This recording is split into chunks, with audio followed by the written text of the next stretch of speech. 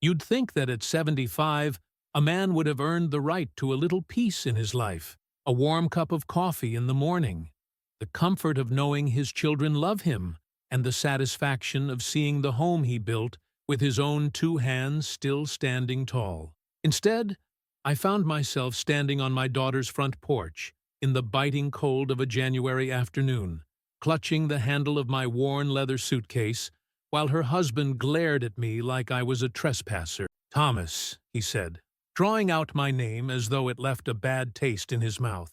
"You can't stay here tonight." I blinked at him, confused. "It's 30 degrees out, Mark. I came straight from the bus station.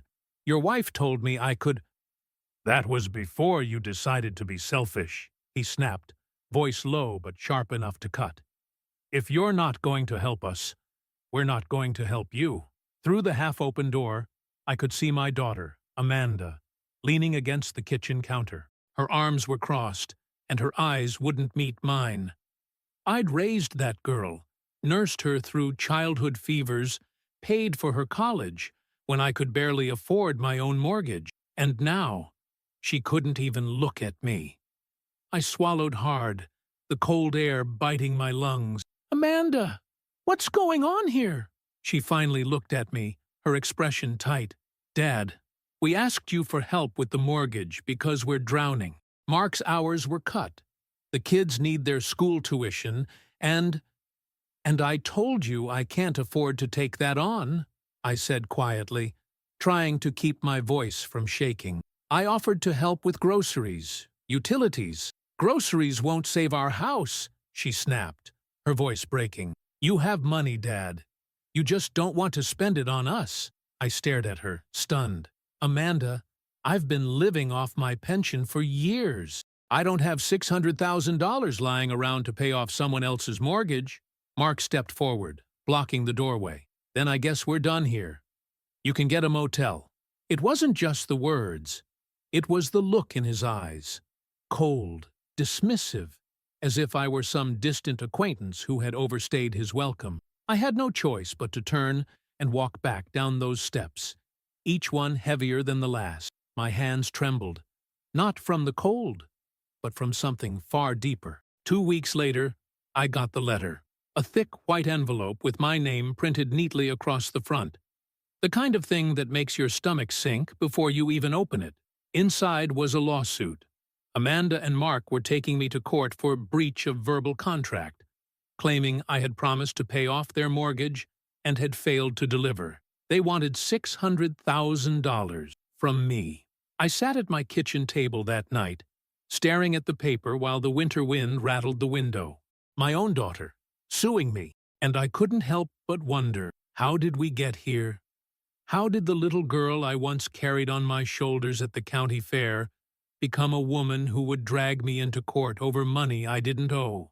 I closed my eyes, letting the memories pull me backward to a time when Amanda's laughter was the sweetest sound in the world, before the cracks began to show, before the entitlement, before the man she married convinced her that blood meant nothing compared to a bank balance. But looking back now, I can see the first signs. They were small, almost invisible at the time, like hairline fractures in a wall.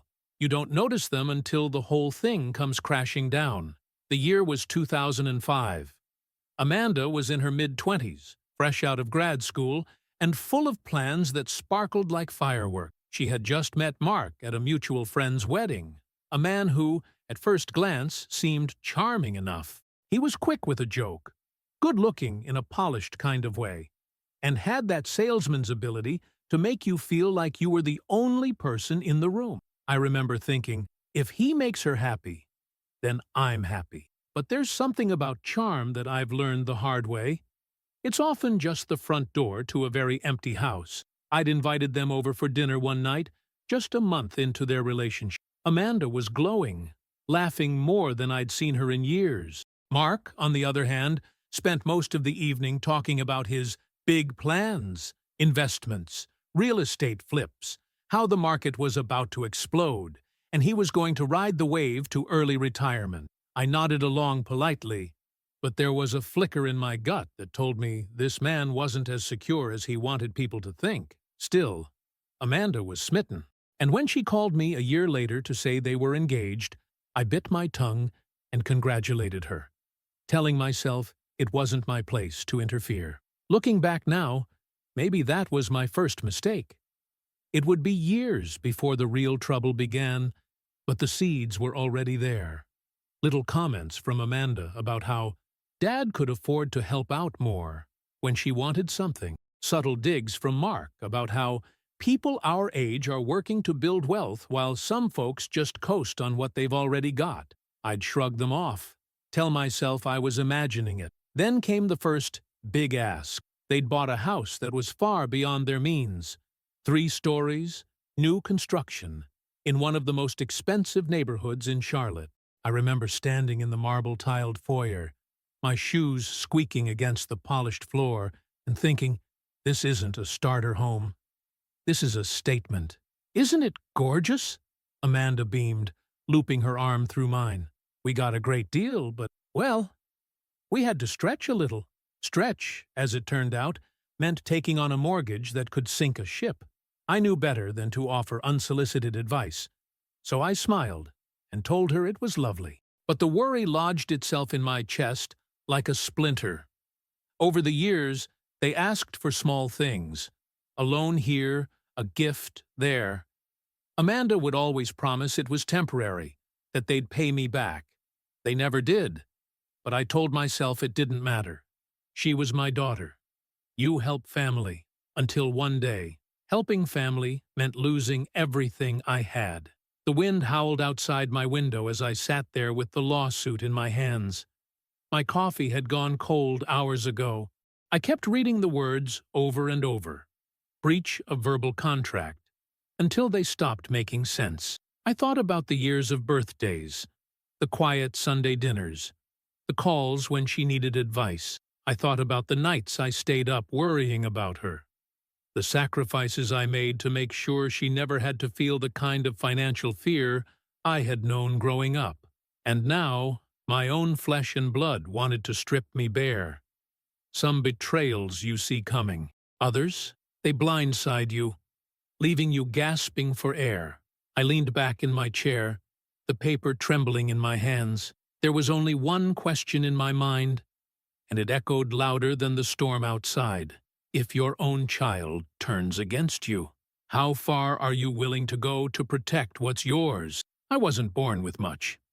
My father worked the steel mills of Pittsburgh until the soot settled in his lungs, and my mother took in sewing jobs at the kitchen table until her fingers grew stiff and crooked. Money was always tight, but I learned early that pride didn't come from what you owned. It came from what you built with your own 2 hands. When I married Margaret, we had little more than a rusted Chevy, a second-hand couch, and the dream of a small home where our children could grow up safe. We worked long days and longer nights to make it happen. I took every overtime shift I could get at the plant, and Margaret ran a little bookkeeping business out of the house while raising our 2 children, Amanda and her older brother, Jack. We didn't take vacations. We didn't eat out much.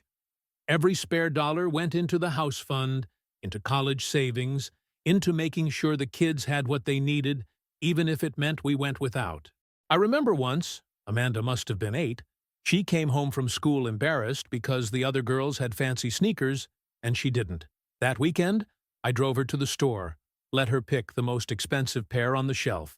We ate canned soup for dinner the rest of the month, but the smile on her face was worth it. Amanda was always the softer one, sensitive, creative.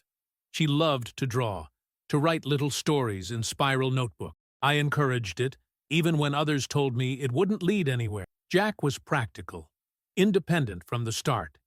He left home at 18 and worked his way into the trades. But Amanda stayed close. She went to college on a partial scholarship, and I covered the rest without a second thought. When Margaret got sick, lung cancer, diagnosed too late, Amanda was by my side through the hospital stays and treatment. She was 24, just starting her life. Yet she'd sit beside me in those hard plastic chairs, while we waited for the doctor to come in with news that was never good. In those months, we leaned on each other in ways I thought could never be broken. Mark came into the picture shortly after Margaret passed. Amanda met him at a friend's wedding. He was charismatic, confident, and, I'll admit, the way he made her laugh was something I hadn't seen since her mother's death. The first dinner I had with him, he arrived in a tailored suit, even though we were eating meatloaf at my kitchen table. He talked a lot about business ventures, about market trends, about not settling for less than what you deserve. I didn't mind ambition, but there was something about the way he spoke, as if money wasn't just a tool, but the only measure of worth. Amanda seemed smitten, and I told myself that was all that mattered. I wanted her to have happiness, security. So, when they announced their engagement a year later, I kept my reservations to myself. The wedding was extravagant. A country club venue, 5-course dinner, an open bar stocked with bottles I'd never heard of but cost more than my monthly pension. I offered to contribute a modest sum toward the expenses. Amanda thanked me, but said Mark had it handled. Later, I learned handled meant loans and credit cards. The first time Amanda asked me for money as an adult was just after they bought their first home, a sprawling new build in an exclusive Charlotte neighborhood. It was the kind of house you'd see in glossy magazines, with a vaulted foyer, a kitchen island big enough to host a wedding reception, and more bathrooms than people living there. She called one evening, voice light but edged with something I couldn't quite name. "Dad, we're a little tight after the down payment, and, well, Mark's business is in a slow month. Could you help us out with some bills until we catch up?" It was $2,000. I told myself it was just a bridge to help them over a bump. But a year later, there was another call. This time for $5,000 to cover an unexpected tax bill. I never asked for repayment, and they never offered it. Over the years, the requests grew, sometimes small, sometimes large, always wrapped in the language of temporary hardship. But there were other signs, smaller ones, that chipped away at the picture-perfect image. At family gatherings, Mark would drop comments about how the older generation had it easier, or how some people sit on their pensions while others hustle. He'd laugh when he said it, but his eyes never did. Amanda, once gentle and quick to express gratitude, began to assume my help as a given. She'd mention expensive vacations they were planning right after asking for a loan, or show me photos of new designer furniture while hinting at being a little strapped this month. Jack noticed too. He pulled me aside one Christmas and said, "Dad, you know they're using you, right?"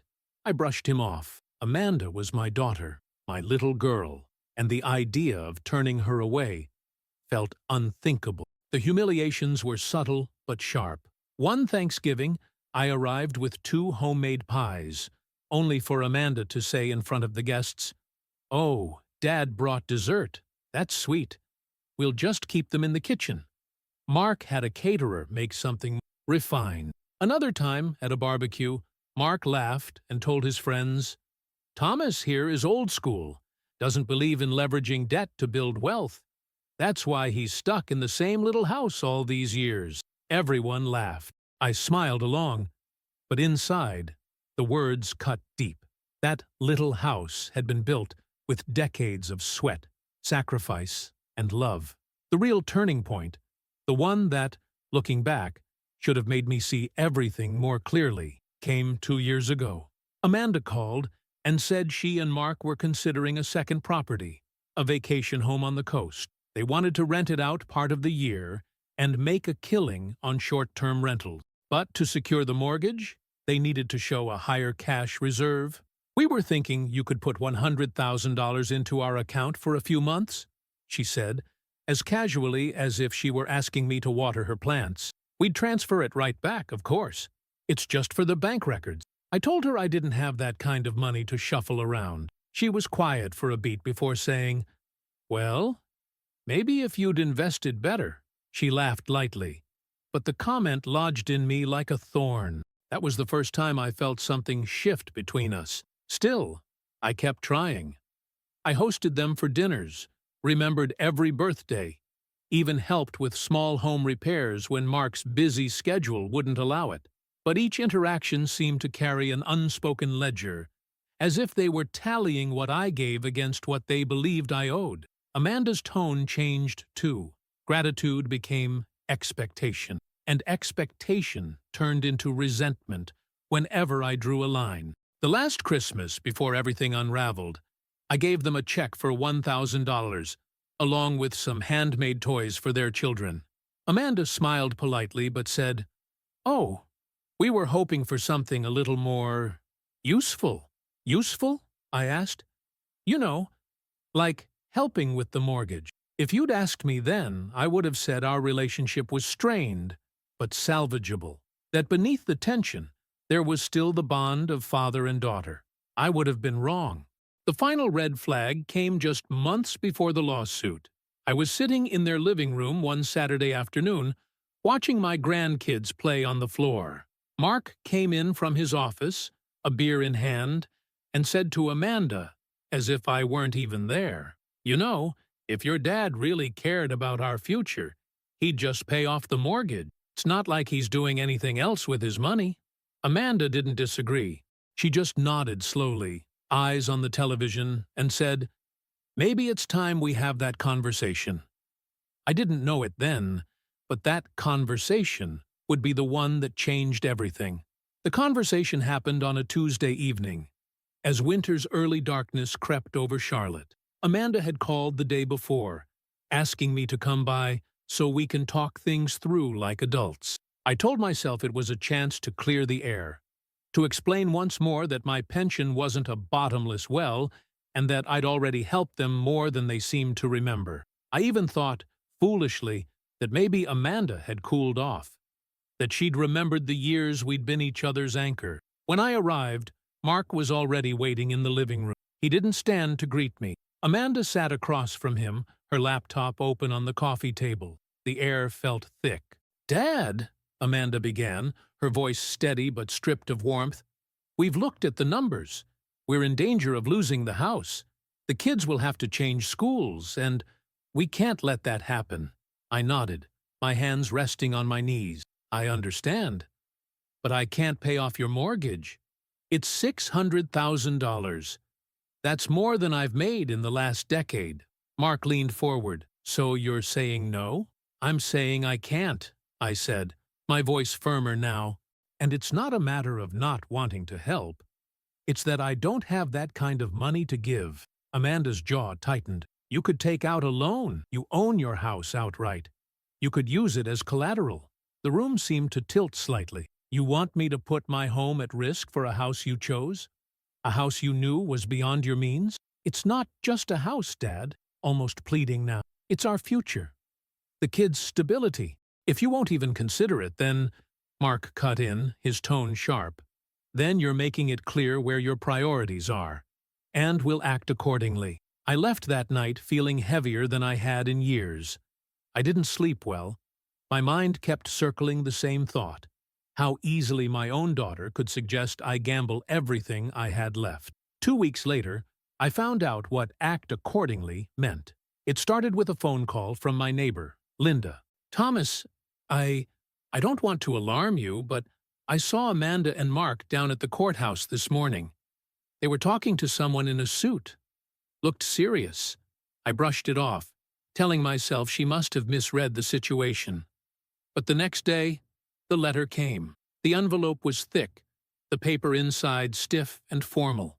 My hands trembled as I read the words: Plaintiff, Amanda Henderson Collins and Mark Collins. Defendant, Thomas Henderson. The claim? Breach of verbal contract.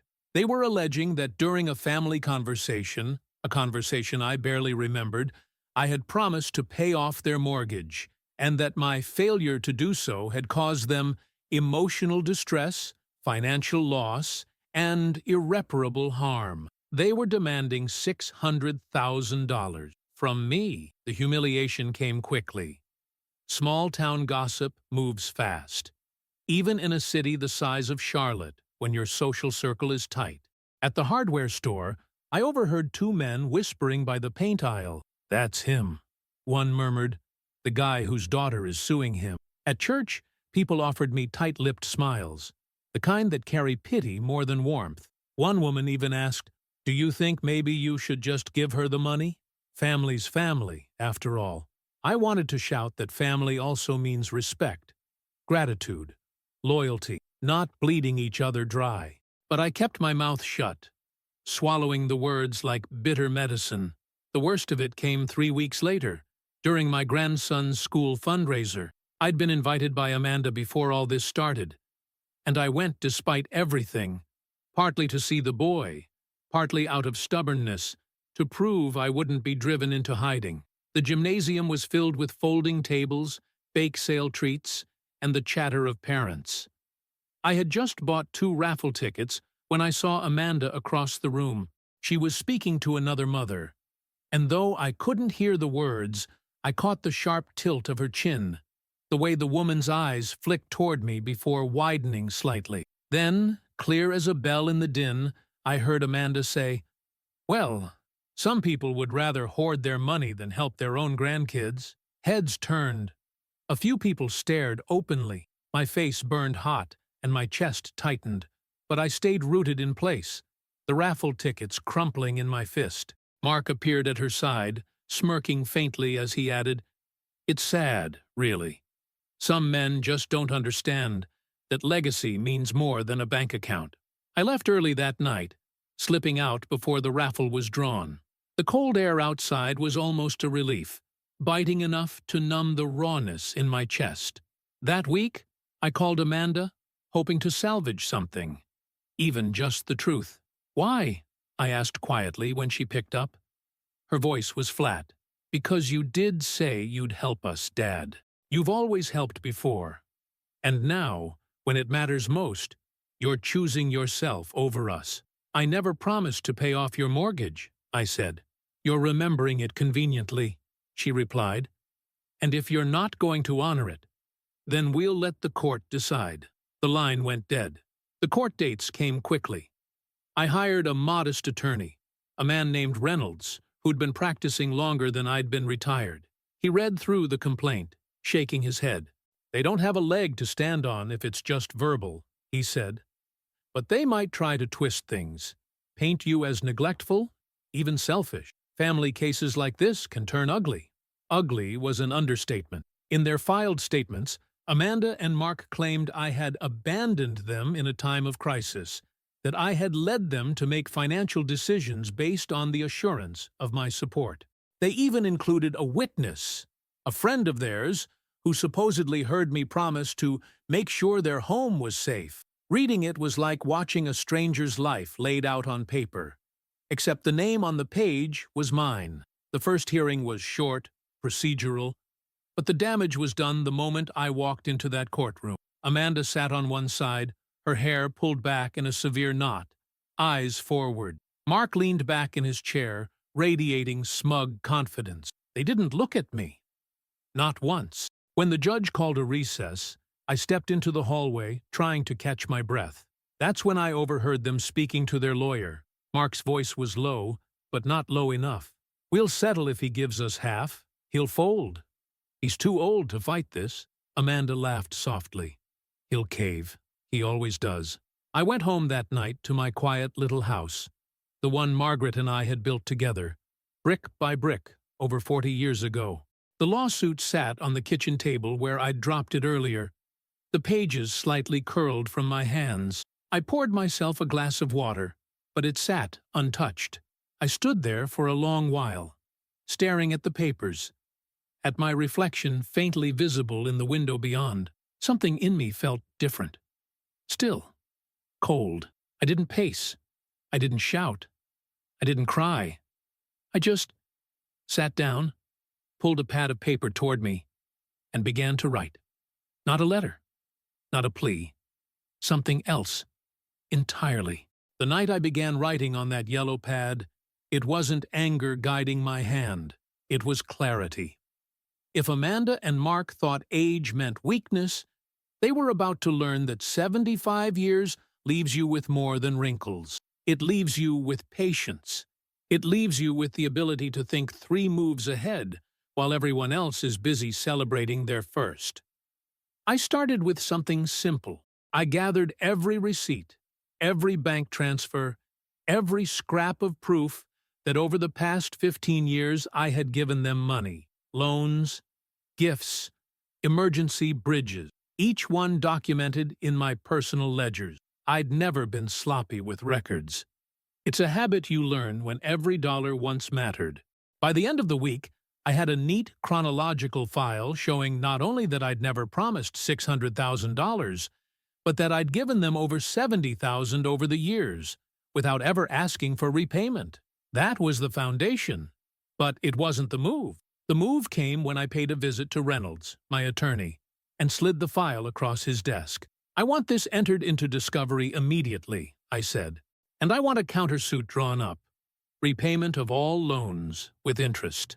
Reynolds's eyebrows lifted. "You're sure you want to go that route? It'll escalate things."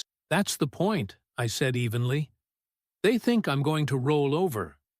I want them to feel the ground shift under their feet." 2 weeks later, during a preliminary conference, their lawyer got the packet.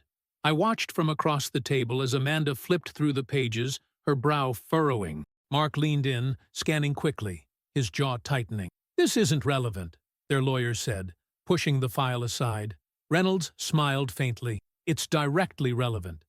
It shows a pattern of my client providing financial assistance, voluntarily, without obligation, and undermines the claim of a binding promise. And if they want to take this to trial, we'll be seeking repayment on every cent, plus interest." Mark's face darkened. Amanda glanced at me for the first time in months, and I caught the flicker in her eyes. Not guilt, not yet, but the first tremor of doubt.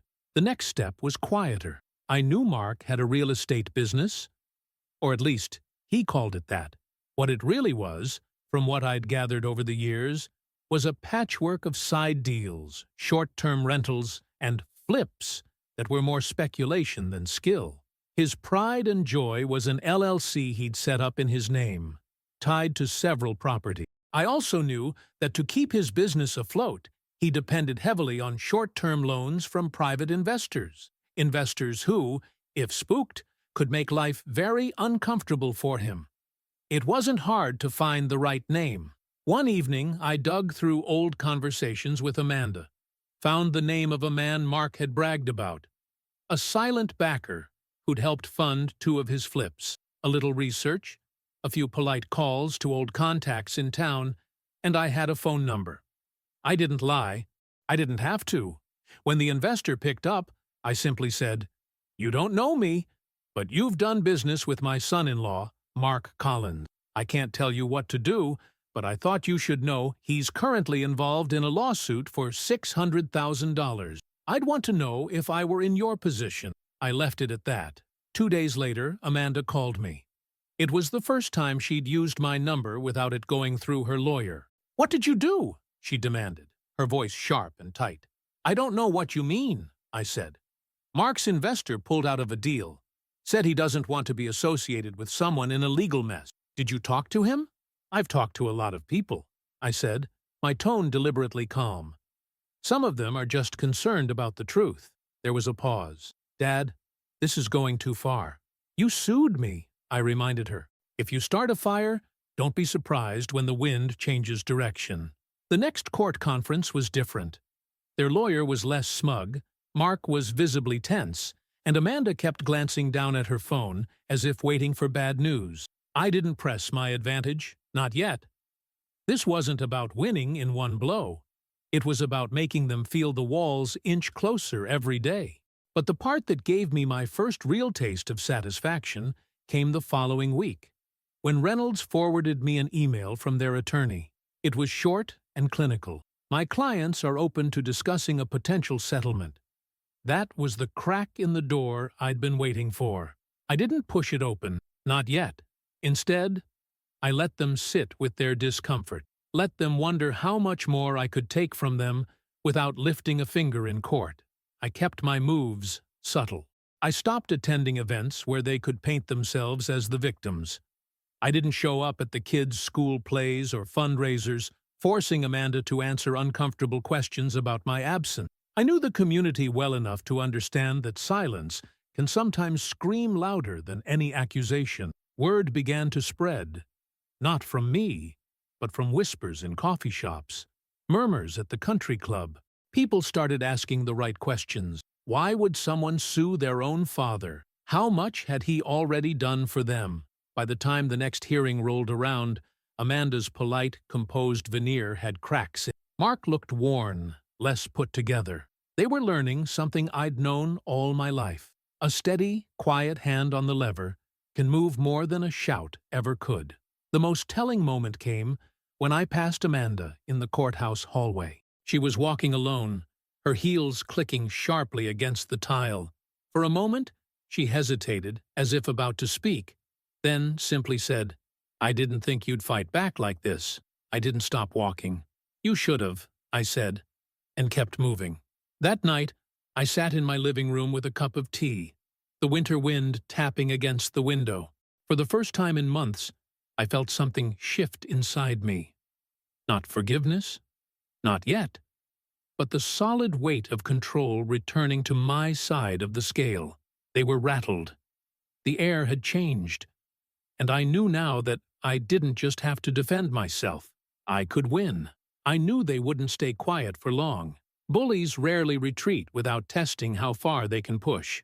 2 weeks after their lawyer floated the idea of settlement, I received a new motion in the mail. They'd amended their lawsuit, adding claims of elder neglect and emotional abandonment, suggesting I had withheld financial support despite the means to provide it.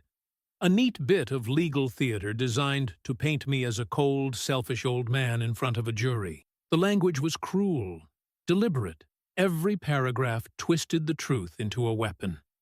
It was gaslighting on paper. Reynolds called me the next morning. "They're playing hardball. This isn't about winning. It's about dragging your name through the mud so badly that you'll settle just to stop the bleeding." I could hear the unspoken question in his voice. "Are you sure you want to keep going?" "Yes," I said. "But it's time we take the gloves off." Their next move came fast.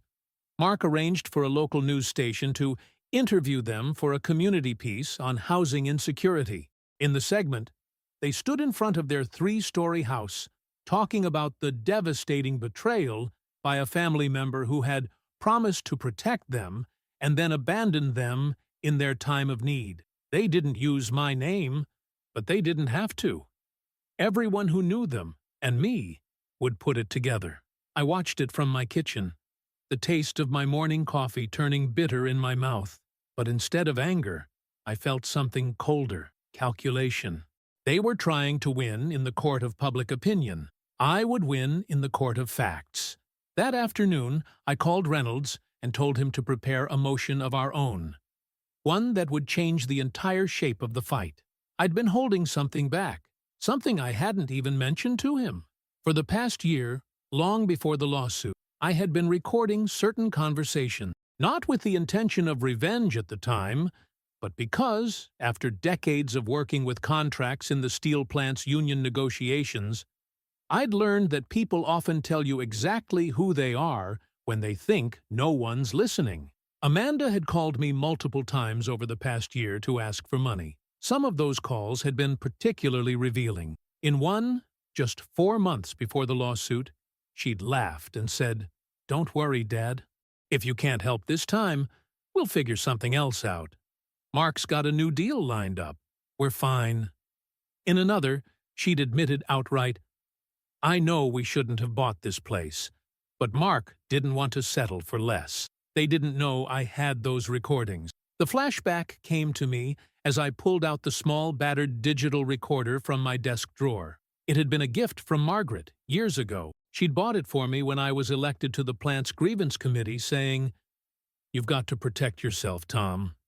Memory's good, but tape's better." I'd kept it all these years, mostly out of sentiment. But in the past couple of years, whenever Amanda's calls took on that strained, entitled tone, I'd press record before picking up. It was habit, insurance, and now it was a lifeline. Reynolds listened to the recordings in silence, then leaned back in his chair. a slow smile spreading across his face. "This is gold," he said. "This doesn't just dismantle their claim, it makes them look manipulative and dishonest. And since you're in a one-party consent state, it's admissible." "Good," I said. "But I don't want to use it just yet. I want them to make their move in court first, commit to their lies under oath. Then we pull the rug out from under them." The next hearing was tense from the start. Their lawyer came out swinging, painting me as a man who had abandoned his daughter emotionally and financially, who hoarded resources while his family suffered. Amanda sat tall in the witness stand, speaking softly but with carefully measured emotion. She told the court she'd begged me for help, that I'd promised her my support, and that my refusal had broken something that could never be repaired. Mark took the stand next, delivering a performance worthy of bad theater, complete with head shakes and dramatic pauses. He spoke of sleepless nights, foreclosure threats, the pain of explaining to their children why Grandpa wouldn't help. The judge listened, taking notes, and then it was my turn. Reynolds began gently, walking me through my history of helping Amanda and Mark financially, introducing the paper trail we'd submitted weeks earlier. The judge examined the documents, nodding slightly. Then Reynolds's tone shifted. "Mr. Henderson, have you ever made a verbal promise to pay off your daughter and son-in-law's mortgage?" "No," I said simply. "Do you have any evidence that contradicts their testimony?" "I do," I replied, reaching into my jacket pocket and placing the recorder on the table. I brought recordings of several phone calls between myself and Amanda Collins, taken within the last year. The judge's eyebrows rose. Their lawyer immediately objected, but Reynolds countered, citing the state's one-party consent law. The judge allowed it. The room fell silent as Reynolds pressed play. Amanda's voice filled the space, casual and unguarded. "Don't worry, Dad. If you can't help this time, we'll figure something else out. Mark's got a new deal lined up. We're fine." A second clip. "I know we shouldn't have bought this place, but Mark didn't want to settle for less." In the third, she joked, "You've already helped us enough over the years. One day, we'll pay you back. Maybe." Laughter followed. By the time the last clip ended, the silence was suffocating. Amanda's face was pale. Mark's jaw was clenched so tightly I thought he might crack a tooth. Their lawyer whispered furiously to them, his composure slipping. The judge cleared his throat. "These recordings will be admitted into evidence. I suggest counsel confer with their clients about the veracity of their claims moving forward." I didn't gloat. I didn't smile. I just met Amanda's eyes for the first time in weeks. She looked away first.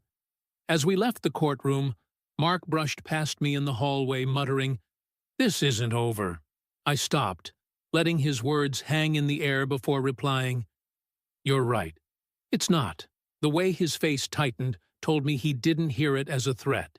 He heard it as a promise. The day of the final hearing, the air in the courthouse carried that faint hum of anticipation, like a theater just before the curtain rises. Amanda and Mark arrived early, dressed sharply, flanked by their lawyer. They were smiling. Not the nervous, strained smiles I'd seen in the last sessions, but the smug, settled grins of people convinced they'd weathered the storm. Mark caught my eye across the hallway and smirked. "Ready to put this to bed, old man?" Amanda didn't speak. She didn't have to. Her posture said enough. They thought the recordings had hurt, but in their minds, they'd patched the holes, spun enough excuses, and positioned themselves as the sympathetic ones. Let them think it. The proceedings began with their lawyer pushing for a dismissal of my countersuit, claiming lack of enforceable debt on my part. He argued that I had always given freely, and that any suggestion of repayment was fabricated to retaliate. When it was Reynolds's turn, he didn't go straight to the defense. He pulled out a separate sealed folder and handed it to the judge. "Your Honor, before addressing the countersuit, there is a matter that fundamentally changes the nature of these proceedings. The defense has obtained new documentation regarding the plaintiff's mortgage and financial standing. The judge looked at him over his glasses. Proceed. Reynolds opened the folder, revealing a series of official documents with county seals. 3 months ago, my client purchased the plaintiff's mortgage note from their lending bank. Due to their delinquent payments and the bank's willingness to offload a high-risk loan, Mr. Henderson now holds full creditor rights to the property in question.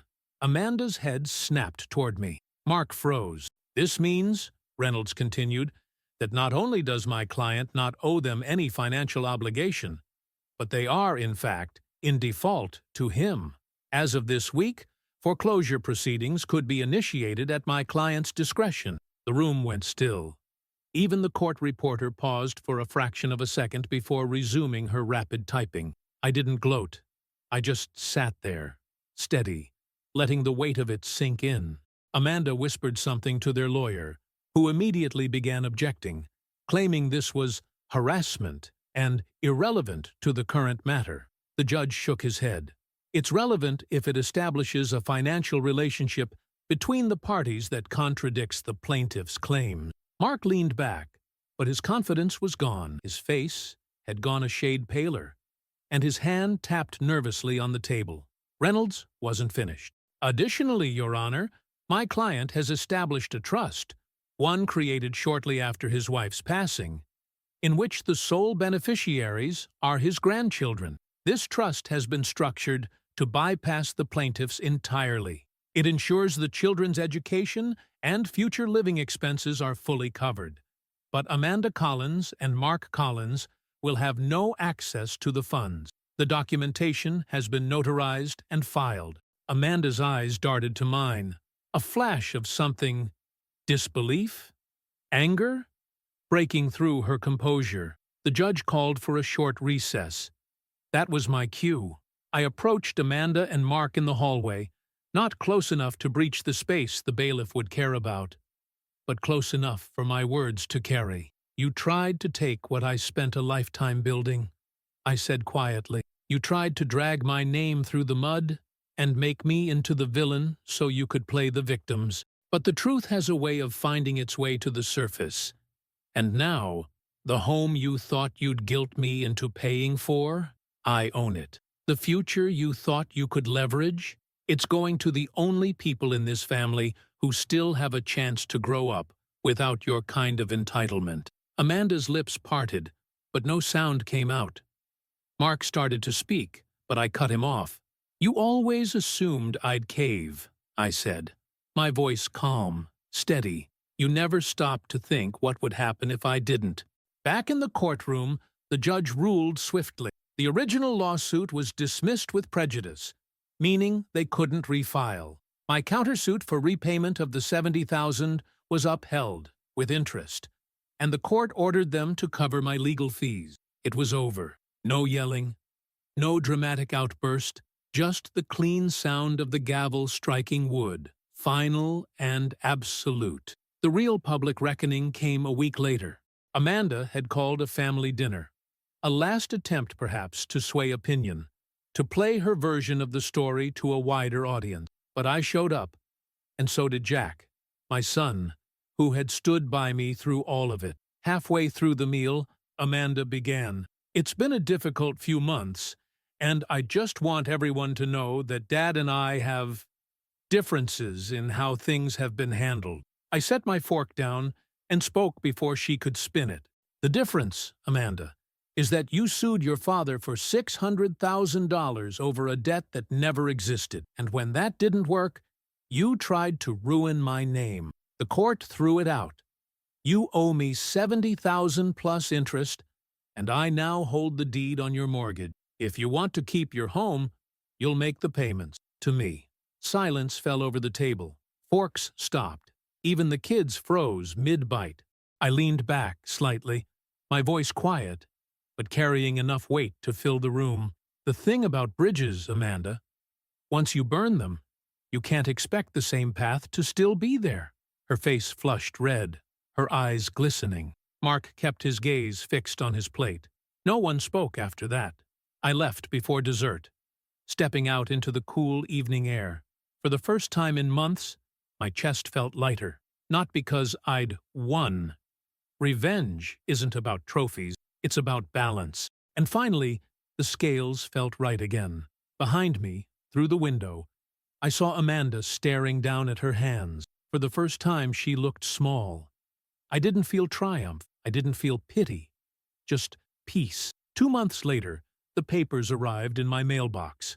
Amanda and Mark had made their first mortgage to me. No note, no apology, just the cold transaction receipt tucked neatly into an envelope. I didn't need an apology, not anymore. Word had traveled through the family and the community faster than I could have imagined. I didn't speak about it much, but others did. People knew what had happened. The stares I used to get at the hardware store, pity, curiosity, were gone. Now, I was met with nods, small smiles, a hand on the shoulder from someone who understood. Jack came by more often. We'd sit on the porch in the evenings, sipping coffee and talking about everything except the lawsuit. I knew he was proud of me, though he never said it outright. Pride, for men like us, is usually shown in the quiet things: an extra cup of coffee poured, a lawn mowed without asking. Amanda kept her distance. I still saw the grandkids from time to time, birthdays, school concerts, but she made sure the visits were short, polite, and shallow. I let it be. You can't force a bridge to rebuild itself, especially when the fire that burned it was deliberate. From what I heard through the grapevine, Mark's business had taken a hit. The investor I'd spoken to had pulled out of more than one deal, and word of the foreclosure risk had spread among his contacts. They kept the house, but not the image they once flaunted. Consequences don't always come in a single blow. Sometimes they drip in slowly, drop by drop, until the people who wronged you realize they're standing in deep water. One afternoon in early spring, I drove out to the cemetery where Margaret was buried. The grass was just starting to turn green, and the air smelled faintly of rain. I brought fresh flowers, yellow roses, her favorite, and sat beside her headstone for a long while. "I think you'd be proud," I said quietly. "Not because I fought back, but because I didn't let them take what we built. I kept it safe, for the ones who deserve it." The breeze stirred the flowers, and for a moment, it felt like she was there, listening. Life settled into something quieter after that. I spent more time in my garden, fixing up the old workshop in the back, even volunteering at the local Veterans Hall. I wasn't looking for gratitude or recognition. I just wanted to live the rest of my years without someone trying to chip away at what I'd worked for, and I had peace. Looking back on it all now, I realized the real wound wasn't the lawsuit, the gossip, or even the betrayal itself. It was the moment on that cold January porch when my daughter wouldn't meet my eyes. That was the fracture, the one that hurt deeper than any legal blow. But here's the thing about age. It teaches you that respect isn't given freely just because of blood. It's earned, and it's mutual. And once it's broken, no amount of pleading, guilt, or manipulation can put it back the way it was. If there's a lesson in all of this, it's this: people will tell you who they are, not with their words, but with their choices. And when someone shows you they value your worth only in dollars, you don't have to argue. You don't have to shout. You just have to step back and let their own actions speak for them. In the end, life has a way of balancing the scale. Sometimes it's called karma. Sometimes it's just the long memory of someone who's been around long enough to know that storms always pass. And when they do, you see exactly who's still standing beside you. As for me, I'm still here. And that's enough. Thank you for staying with me through this story. If it struck a chord, I'd love to hear your thoughts or your own experiences down in the comments. Your stories matter here. And if you enjoyed this video, please take a moment to hit the like button, subscribe to the Revenge with Jonah channel, and turn on notifications so you never miss the next one. Every click, every share, helps keep these stories alive and reaching more people. Until next time, take care of yourselves, and remember, respect is something worth standing up for.